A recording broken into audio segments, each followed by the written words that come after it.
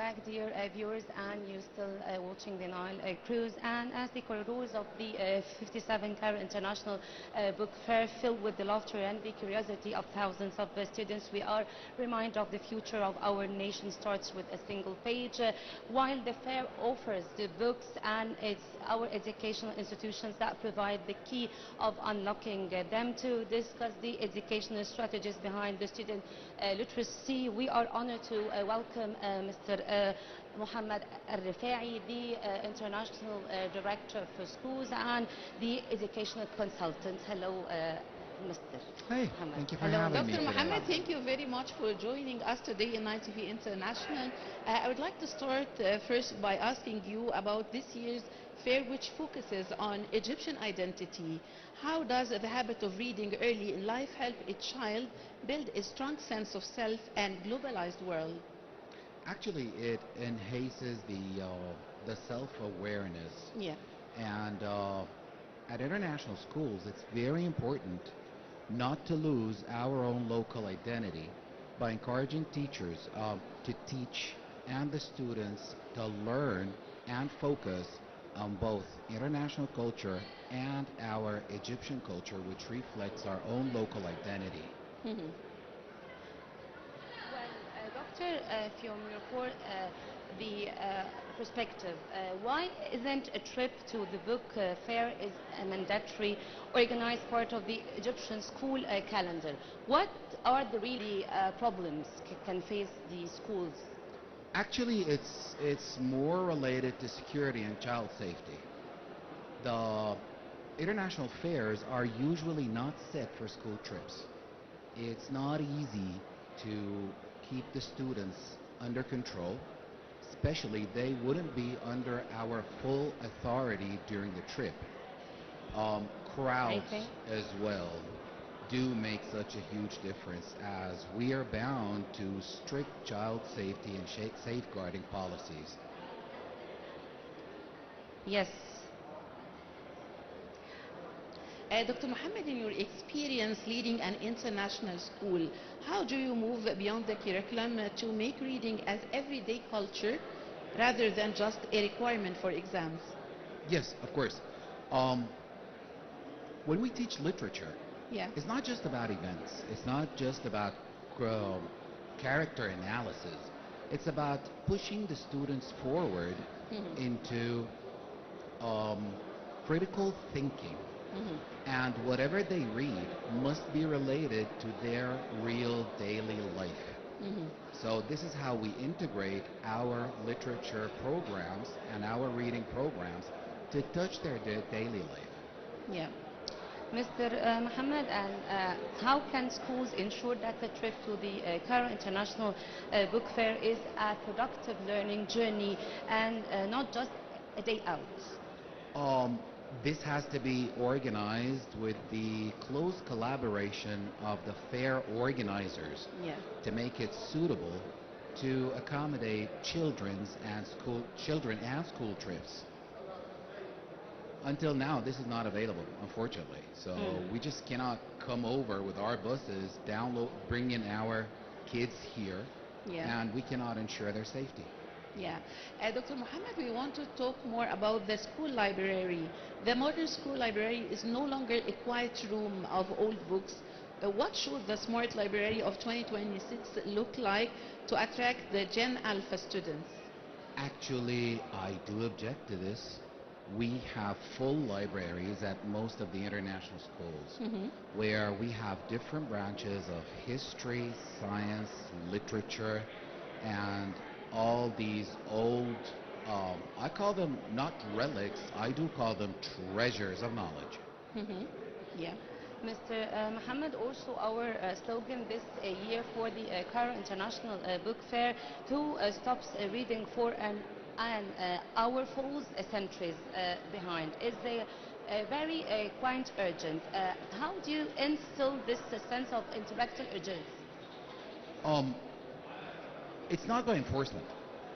It's what we start at early age, where we induce reading, as I said, as part of the And student's also for daily our life. children specifically to distract them from the international. the digital transformation. The digital transformation, actually, it's not. We teach them how to find their information from reliable resources. Not everything which is digitalized is a reliable resource. Google is absolutely not a reliable resource. AI is not a reliable resource. If you don't have the basic knowledge, you will not know your way through AI. This is what we teach them. Actually, I've started applying this program starting off from grade 4, Yes. which is quite an early age. Yeah, Mr. Muhammad, since Naguib Mahfouz is the personality of this year's edition of the International Cairo Book Fair, is there a way to introduce these themes to Egyptian life to younger students in an engaging, simplified way? Yes, it is. It's quite possible. I've had an experience with this at one of the international schools, and it worked quite fine. For a whole trimester, we were teaching one of Naguib Mahfouz's novels, Oh, really? and it worked. Yeah. Although the critical analysis was completely different, but when it comes to Naguib Mahfouz, his work is more related to the Egyptian social life, and mostly are related to the Egyptian culture and the impact of politics on the society itself. Yeah, of course. Well, Mr. Muhammad, also as someone working in the international education, how can we adopt the global best practices literacy to fit the unique linguistic needs for the Egyptian students? It's already there. We already built it up. It's built in our curricula, whether American or British. It's already there. We have that integrated, carefully enhanced, and it suits adaptive learning as well at many different levels. Yeah. Okay. Mr. Muhammad, as a school director, do you always organize trips for students to come here and explore the book fair every year? Actually, we do organize book fairs at schools. Okay. We don't do the opposite. We don't do it the other way around. We invite publishers That's amazing. to hold a fair in our campus. Yeah, to encourage kids to read Yes, more. this is a very common practice in international schools. Yeah. Also, how important is for these students to see their teachers and the directors as readers? Does the role model affect them? Of course, absolutely. The teacher is the first point of contact. Of course.